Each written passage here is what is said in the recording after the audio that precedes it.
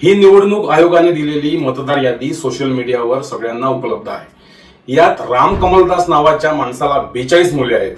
सर्वात कमी मुलाचे वय 25 तर सर्वात जास्त मुलाचे वय 47 आहे। म्हणजे ही सर्व मुले राम कमलदासला 23 वर्षांच्या काळात झाली। याचा अर्थ होतो राम कमलदासची पत्नी साधारण प्रत्येक 5 महिन्याला एका मुलाला जन्म देत होती। निदान निसर्ग नियम तरी पाळा रे बा।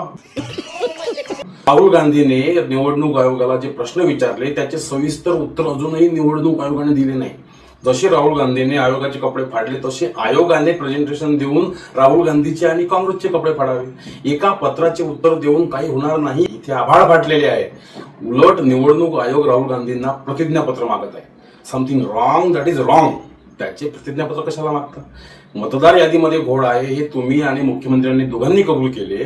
तुमच्या डोळ्यासमोर जर हे चुकीचं होऊन राहिलं तर तुम्ही स्वतःहून ऍक्शन घेतली पाहिजे। आज देशभरातील जनतेने प्रश्न विचारायला सुरुवात केल्याच भाजपचे नेते निवडणूक आयोगावरची वार स्वतःच्या अंगावर घेत आहेत। ये रिश्ता क्या कहलाता है?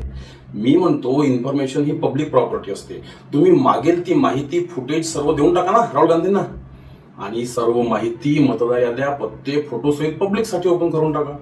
कोण चुकीचे कोण बरोबर हे जनता ठरवेल। जनता सुज्ञ आहे, सुशिक्षित आहे।